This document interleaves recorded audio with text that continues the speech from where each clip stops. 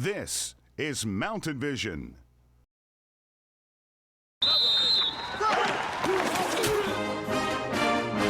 Welcome to the Blue Devils Football Coaches Show. Your home for all things Manchester High School football. With head coach Evan Hochstetler and your host, J.J. Hosch. Welcome to the Manchester Football Coaches Show. I'm your host, J.J. Hosch, alongside head coach of your Manchester Blue Devils, Evan Hochstetler. Coach, thank you for giving us your time today. Thank you. So your first year head coach, you came from Bowden High School as offensive coordinator. What does it feel like to be a head coach for the first time? Tell you what, it's very exciting. I'm happy to be back in the Manchester community. It's a great football town. It's a great part of being a Blue Devil Nation. Well, we're excited for you to be here, and I know the city's excited, especially with the pedigree that you come from with your father, Dwight Hochstetler, who is a Georgia legend in the football community. Yes. It's a very unique experience. I was able to play football under my father back in Bowden in the mid-'90s, late 90s, and I was able to be the offensive coordinator at Bowden High School the last couple of years, and now he's working with us here at Manchester, so it's, I guess, family tradition. What is that like, having your father not being over you, he being under you, and you being the head coach and him being on the staff? Well, it's really not being about who's over and who's under. We rub off each other just like everybody in the coaching staff. We take responsibility for all aspects of the football program, so we rub off each other more than over and under. Now let's talk about Manchester a little bit. Last year, a 3-7 record. They were 1-4 in the region. A lot of expectations for them to get back to where they were. But what are you expecting coming into the season as a first-year head coach, and with the season last year with the talent being down? Obviously, I'm not so sure about the talent being down. There's a lot of young football players on that team last year. I think they had 8 or 9 freshmen playing a big role. So anytime you have a freshman starting, it's very difficult to put yourself in a good place to be successful. Our goal is to put our foundation in and start doing the little things correctly and hopefully be ready by region play. We want to be ready by October the 2nd. That's when our first region games takes place, and that's when it starts counting. So how has the summer workouts been, implementing your own system, bringing in your own coaching staff? What has that been like, transitioning from the old to new, per se? It's been exciting. The kids really buying in. The kids here at Manchester, their effort has been with us every single day. They go out, they compete, and they give us all the effort. Sometimes the focus is not there because we do the same things over and over. We run 7, 8 plays, and that can be difficult for a teenager to do 7, 8 plays over and over. But the effort's been here. It's a process. It's taking time, and it's going to take time. You may not see the whole offense that we have run about in the last couple of years this year, but the foundation will be there. Talk about that legendary offense that you guys run, the wing T that you brought from Bowden. That's a good, strong offense. It's worked for years. The last 2 years as an offensive coordinator at Bowden, I know in 2013 we averaged 43.7 points per game. We made it to the quarterfinals. At one point, up until the Butch County game, game 13, we averaged 10 yards per snap. Every time a QB touched the football, we're averaging the first down. So that was a pretty exciting year. We had a fullback that had close to 1,700 yards. I had another halfback that had over 1,000. My QB threw over 1,000. I had another running back with 800. So we spread the ball out a good bit. We keep people happy and content to be in the offense. It's one of those things that you do what's best for your teammates. There may be 2 games where you only have 4 or 5 carries, and all of a sudden you have a night where you got 250 yards. We try to make the defense defend 4 or 5 people at any point in the time. Last year, 2014, we won the region. We averaged 48 points per game during region. So it's an offense that can be explosive. It's also an offense that can control the clock. Last week at Harris County, we had a 15-play drive, and we take what the defense gives us. If we're scoring in 3 plays, so be it. If it takes us 15, that's good too. Let's talk a little bit about that Harris County game last weekend. The first scrimmage is you as a head coach and kind of seeing what the guys can do in a game type atmosphere. Talk to us a little bit about that. What were the positives and the negatives you got from that Harris County game? Positive, I saw a lot of bodies flying around there attacking. That's pretty good from the defensive standpoint. Offensively, our bats look a little bit faster. It may be because the lights were on. That does wonders to teenagers sometimes. 3:30 and 95 degrees versus 7:30 at night and the lights are on. They look faster. So that was deciding the speed of the game was there for us. Some of the negatives, we're still not doing the little things correctly sometimes. Either our steps should be 5 or 6 inches longer, or hand that should be inside is not getting inside. We're pulling and kicking. We're kicking with the wrong shoulder. Our hat level's high. There's a lot of things we got to work on. What about the defensive side of the ball? You being more of an offensive-minded coach, but what do you look to see out of your defense as far as on that level? Defensively, we want to fly and hit. I mean, we want to play technique. We're getting away from the Manchester Jap that's been here for almost 2 decades. We're going to a base 4-4 that we were successful with at Bowden High School. Coach Turner is our defensive coordinator. He was a player in '92 at Bowden. We won the state championship. He played at the college level. He's been a linebacker coach the last couple of years at Bowden High School. He's a 4-4 guy. He's a technique guy, and we're going to teach fundamentals, and we're going to play technique. Let's talk about you said that you had a young team and a team that, and maybe it's good that the offense is more focused around a team effort, putting that forward with young guys on your team. Okay. We have a big sophomore class. Obviously, they've played a lot. Last year, they have 10 games under their belt. We cannot play like sophomores early on. We got to play like juniors and seniors. And being a sophomore with 10 games under your belt, we really don't see you as a sophomore anymore. We got some bodies that look really good.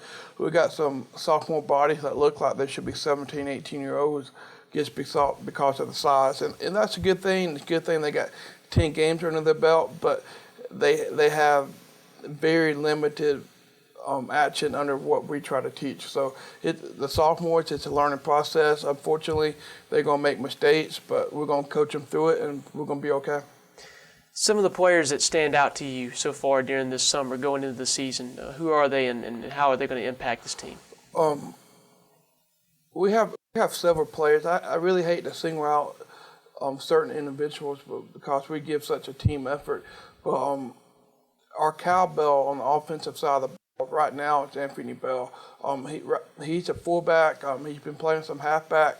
I think I'm going to decide to keep him in that fullback role, and he seems to be more comfortable at fullback. But Jacksonville State University has offered him a scholarship. He's a good-looking body. He runs fast. His speed is deceptive. He's pretty fast in open field. He's not a burner, but he can make people miss and he can get away from people. Defensively, we're putting a lot of pressure on some sophomores. We got J.T. Waller, a good-looking young man. He's a defensive tackle, and John Ferguson at linebackers, a good-looking kid. I know Georgia Tech called the other day asking about John Ferguson. So we're looking forward to big things, but again, they're sophomores. Let's talk about the senior leadership. There's not a lot, with the young kids, but who are the seniors that are showing the way for these young guys to prove that they can come up and step into their roles? The seniors, has really been more of a group effort. Again, Anthony Bell to cowbell. When he's there, the team gets rallies around him. He's not a vocal leader. He does his work, and kids see that and they do their work too. We got a couple kids like Ditson. He's number 13. He does a good job. He gives 110% effort, and no matter what we do, he's first one in the locker room, first one dressed, first one on the practice field. He runs station to station, and he may not make 100 tackles. He may not make all the blocks, but that means a lot to a coach. You want to be around the top players. So let's get a little bit more into your coaching staff and who you actually have. You have, of course, your dad over on the offensive line. But talk to us about who you have at offensive coordinator. I know you said you were going to call most of the plays, but just talk a little bit about your staff. Obviously, Coach Hochstetler, my father, he's is going to be the offensive line coach. When we break it up, he's also the center and offensive guard coach because they work a lot of trapping, and so they need to separate themselves from the tackles and tight ends. Coach Turner's my defensive coordinator. He would coach linebackers with myself. We split the inside and outside linebackers. He also helps with the tackles and tight ends on the offensive side of the ball. Coach Owens, he's a Manchester guy. He's been here ever since he was little. He graduated from Manchester. He is helping me with the offensive backs, and he's also coaching the defensive tackles. And we got Coach Buck. He's helping with the offensive tackles and defensive ends. And we are fortunate enough to hire Coach Dottert. He was at Central last year. He played high school ball at Carrollton High School, and he's a heck of a secondary guy. The kids really buy into what he's teaching. So in the offense that you have, obviously the wing T is more of a run offense, but let's talk about the quarterback a little bit and how he can lead not only with his feet but with his arm. Yes, our QB right now is Garrett Brown. He's doing an outstanding job. Like I would preach to him, get the ball to our running backs, get the ball from the center to our running backs, and we'll get a go. We do stretch the field vertically. Obviously, so safeties are playing downhill on us, we will throw on top of them. And we like to move the sticks by throwing it, but for the most part, we are a run team. Calling plays the closest to even I have ever been as far as passing percentage. The run percentage was about 68 to 30-something. We run the ball. And last year we went 4 games without throwing the pass, and we're averaging 475 yards a game on the ground. So that's something we do. And that's definitely different because a lot of these offenses are moving to the spread and moving to throwing the ball around, but something like the ground attack that can crown the clock. We've seen it at Georgia Tech. We've seen it at a lot of places in college and in high school. Yeah. It has its positive. It also has its negatives. I was talking to Coach O at Manchester today. The one negative about our offense and our system, when I watch film, like I was watching Charlton County this past weekend, I'm watching them play in Pierce County, and they're in the spread. So when I see in their defense, I'm not seeing what they adjust to with a tight end and wing. So a lot of times we try to make an estimate of what type defense they will be in to defend us, and a lot of times it's different, but we just go with the flow. But I rarely see wing T teams on film, and for as a coach, I will like it. But in other terms, teams don't defend the wing T because they don't see it very often. So it can work to your advantage. Sometimes. Sometimes it works to a disadvantage. I know last year in the playoffs, Pace Academy was a vanilla 4-3 team all year long. They came out and us, and it was a Eagle 50, and it took us a while to get the ball moving. So let's talk about a little bit the out of region schedule that you guys have this year. Charlton County, first off, that's a big one. Yes. Charlton County, they do a wonderful job. They got tremendous athletes. Saw them on film this weekend. They have 22 different kids that play. That means they have 11 guys that play offense only and 11 guys that play defense. We try to get close to that, but we're about at 7, so we're not able to match that numbers wise, and that may hurt us down in Macon, Georgia at 5 o'clock. But Charlton, they have athletes. They've been very good since the mid-90s. Coach McQuarter, he's a legend in his own mind. I think he's won about 270 games and lost under 70, so that's pretty good. And he's, those guys produce NFL prospects like Champ Bailey, Boss Bailey. Yes. Looking on film, they got a kid at number 2. He's a freshman, and last year they had a guy in his same role as number 19 that was a senior, and before I turned the film on, I was like, I'm just glad I'm not going to see number 19 on the film. And here they have this freshman, good-looking body, about 6 foot, looks to be about 175 pounds, which is really good for a freshman in high school. And he's all over the field. He's making plays, and it makes me jealous. But we got to defend him. What does it say about you guys to take on that and play those kind of teams and build you up for when you get to region? You're used to seeing that competition. Yes, that's a positive. Obviously, I didn't have anything to do with this schedule that Coach Tanner made, but I want to compete against the best programs. With all my heart, I believe Manchester is a premier football program in the state. They have been for many years. When I think Manchester football, I think one of the best in the state. So we should be playing teams that are up that level, Charlton County to that level. If our kids want to get the program back to where it needs to be, we need to start beating teams that on that level. And to start off the year, being in Macon, Georgia, in a neutral site, that'll be pretty cool playing in a college stadium for the boys. It will be. Mercer, they're allowing us to play the games. I know Her County and Fitzgerald play the later game. We have the early game. I know most of our stakeholders in the program on our fan base were expecting a late game. That's what I was trying to do this summer, but obviously the coaches from other schools wanted to play the late game, and Coach McWhorter from Charlton wanted to play the early game whether he could get back home in time. It's a long drive. I think it's close to 4 hours from Charlton to Macon, so we got to do what's best for the student athletes. We don't need their kids on the road that late, so we are playing early. Last year at Bowdoin, as offensive coordinator, we play at University of West Georgia. We play Central. So from coach's standpoint, we're used to it. From the players' standpoint, they have played at the stadium before. We're fortunate enough to play Harris County on turf, so they're used to that artificial turf. So it's exciting. We'll be right back with more with Coach Hochstetler on the Manchester Football Coaches Show. Football season is here. Get your lineup ready with your favorite team accessories at Manchester Farm Garden and Hardware. Flags, banners, and all types of fan gear. Alabama, Georgia, Auburn, and Georgia Tech. Don't forget about the great selection of Carhartt clothing and Georgia boots, too. We have everything you need to make it through your work week till game day here at Manchester Farm Garden and Hardware in the Town and Country Shopping Center in Manchester.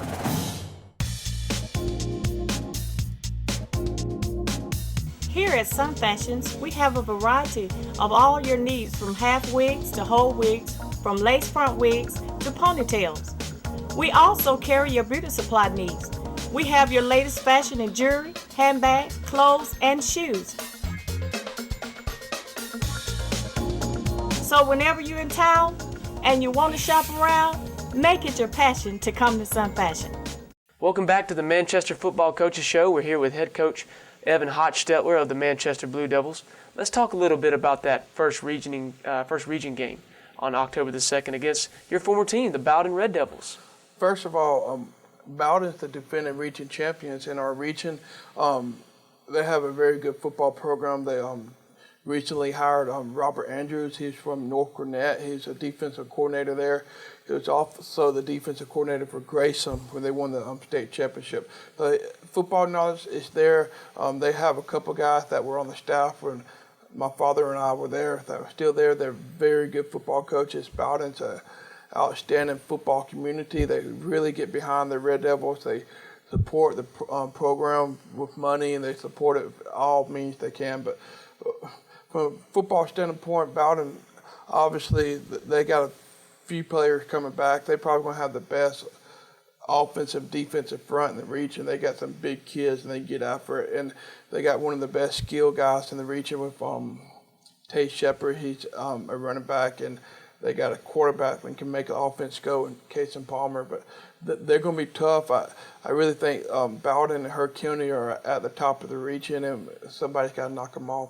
So, yeah, the expectations to be there in the region, maybe not win it, but to at least make some noise, is definitely there this year. Yes, we always want to compete for region championships. As long as I'm a head coach at Manchester, and that's our state of mind. When we were at Bowdoin, it's what we did. We competed for region championships. I know when I was a player, we won 3 out of 4 years, and the last 3 years I was at Bowdoin. In 2012, we went into game 10 with a chance to be co-champions. Last In 2013, we're 9-0 and went to Game 10 with a chance to win the championship.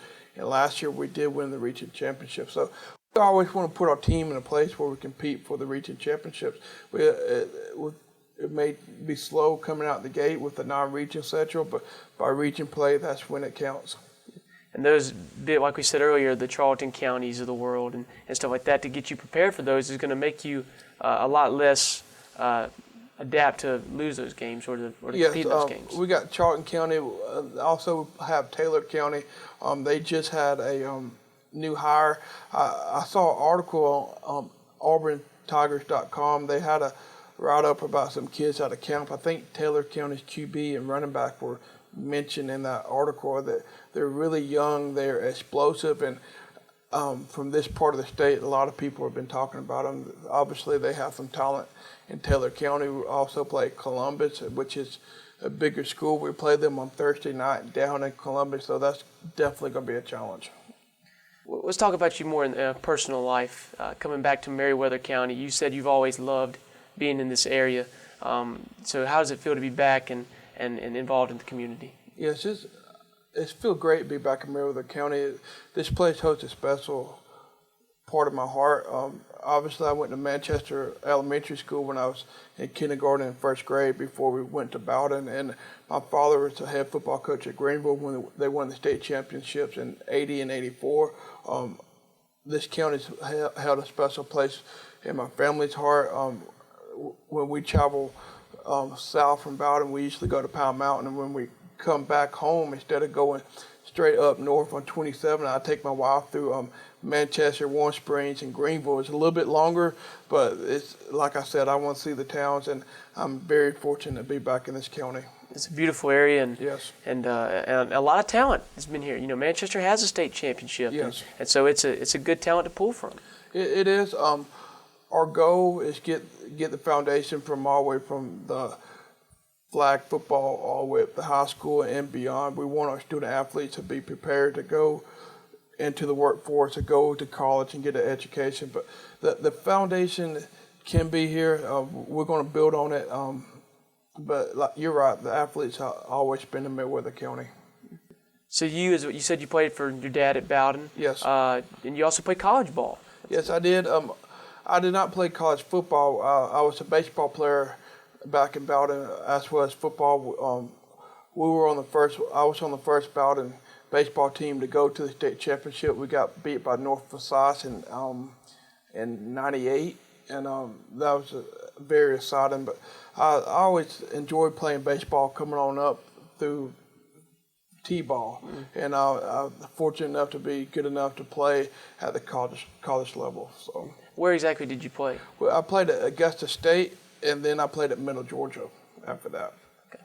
So let's talk a little about your family and stuff coming here. You have a wife and Yes. I was married 5 years ago to my wife Janelle. I have two beautiful stepdaughters. One is a senior in college at University of West Georgia. She's in marketing, and she has already been offered a job at Southwire, so she's going to be making more money than I will after May. And my youngest stepdaughter, Hayden, she's a seventh grader. They recently, 4 or 5 weeks ago, won the World Series down in Panama out of 43 teams. We spend a lot of time in travel softball. I enjoy softball more than I do baseball, football. I've already said softball was in the spring in Georgia. I would coach softball. So softball is a very good game. So the competitive juices run through the family. Yes. Well. We do not play together in games. I know actually last night we're playing cornhole in the yard, and it was not pretty. So. Got you. We talked about on the field stuff, Coach. What do you do, Coach Hochstetler, off the field that interests you, the hobbies and things like that keep you going? Well, in the summertime, spring, and fall, I do like to garden. I love hobby farms. My father has about 25 acres. We have some cows and some goats, and that's always been a dream of mine. Eventually, I do want a hobby farm, maybe 20, 25 acres, have some animals, some chickens. But I do love the antique shop. I won't tell many people about that, being a football coach. But I antique shop. I love looking for first edition books, especially by Southern authors. So that's a big hobby. Any other hobbies? You playing golf or anything like that? It's just more antiquing and that kind of thing? No. All my sports involve watching film and coaching football. You keep them separate. It's been probably 4 or 5 years since I watched a baseball game. I do not watch any NFL games. I watch a little bit on Saturday because I do love SEC football. I'm a big Auburn fan, but for the most part, during football seasons, it's for the high school kids. I watch a lot of film on Saturday and Sunday, and like I said, no NFL. So, when you were growing up, did you ever think that you would be a high school coach? Because having your dad being one, a lot of kids maybe feel pressured to come up and fulfill that role. Do you feel like that you were pressured to do that? Or? I was never pressured. My father always wanted me to do what I wanted to do, what I love.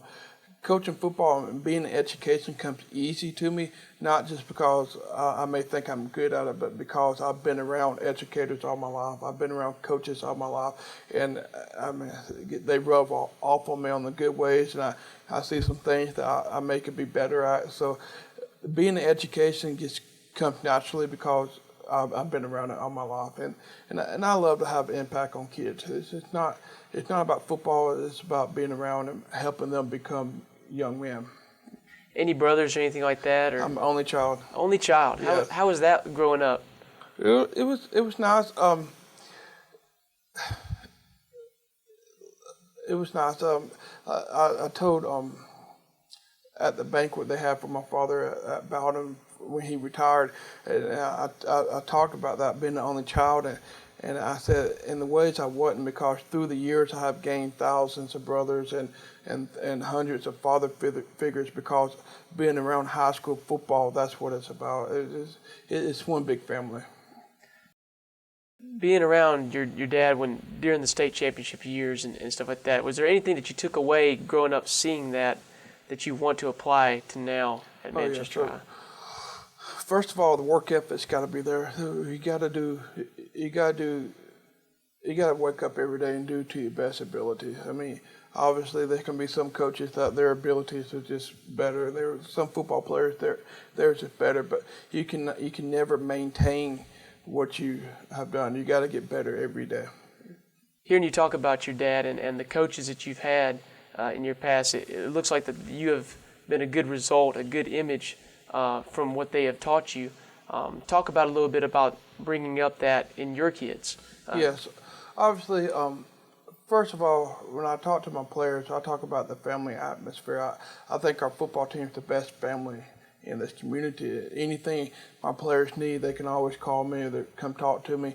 But just the work ethic, the family doing for others what you want them to do for you, and putting yourself out there for the betterment of the teammates. That's very special to me. I want my kids to go out in the community, to the workforce. I got 2 kids that played for me at Bowden. One is just joined the Air Force, and one just went overseas. He's in the Army, and the Navy and Air Force and Army is not the answer to everybody, but that makes me proud to see these kids that have impacted their life, and they're turning around, they're impacting my lives by doing the military. Donnell Holland was a running back last year at Bowden. He had over 1,800 yards, had over 30 touchdowns. He texted me this summer, and he was so happy. He made 2 Bs in the summer classes, and that's emotional. It gets back to me. That makes me happy, and that's something I will always take home and be proud of.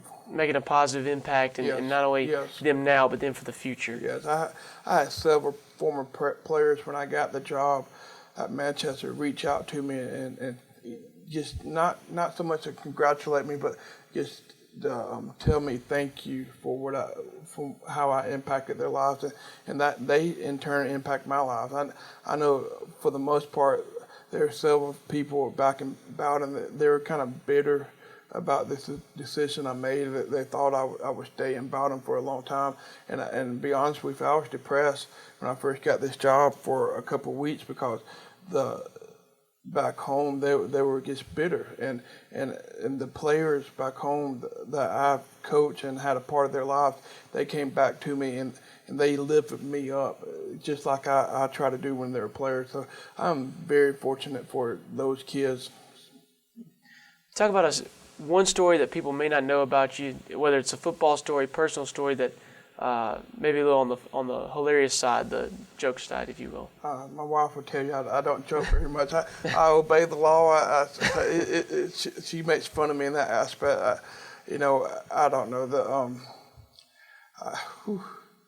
I tell you what, the Bowden-Bremen rivalry is always big in our community. It's kind of like the Manchester-Mary Person rivalries back in the day. And I remember one game I caught a lot of grief for this. I was not a coach yet, and I was in between being a player and a coach. I was in college, and somebody sent a wreath to Bowden. And I didn't know it was somebody from Bowden that sent the wreath. So after the game we beat them, I held the wreath up in front of their fan base. And so that built the rivalry up a little bit. So you were adding fuel to the fire, so to speak. I did, but we beat them anyways. So. Well, now that you're back here in Manchester and trying to start a new legacy, not your dad's legacy, but your own, and for the betterment of the team and the community. Yes. Obviously, it starts by doing what I'm accustomed to doing. We treating the Manchester program just like we did at Bowden. We're installing the same systems, the same defense, offense, and our practice schedule just like it was at Bowden, because that's what I know, and that's what we've been successful. So I'm gonna do that every day. At the end, 10, 20 years from now, I can look back at wins and losses, but right now we're just trying to prepare for the next game. I never want to talk about 20 years down the road, because that's not guaranteed, but I'm focused on Charlton County. Then after that, I'm focused on making our team better for reaching. Every day we do it. We try to do the little things to make the big things happen. Thank you for tuning in to the Manchester Football Coaches Show. Make sure you tune in each week for the lowdown on all the Blue Devil football news. Football season is here. Get your lineup ready with your favorite team accessories at Manchester Farm Garden and Hardware. Flags, banners, and all types of fan gear. Alabama, Georgia, Auburn, and Georgia Tech. Don't forget about the great selection of Carhartt clothing and Georgia boots, too. We have everything you need to make it through your work week till game day here at Manchester Farm Garden and Hardware in the Town and Country Shopping Center in Manchester.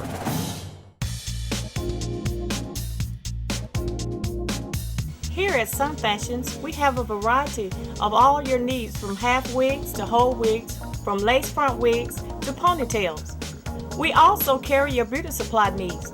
We have your latest fashion in jewelry, handbags, clothes, and shoes. So whenever you're in town and you want to shop around, make it your passion to come to Sun Fashion. Thank you for watching the Blue Devils Football Coaches Show. Brought to you by Manchester Farm Garden and Hardware and JT Signs.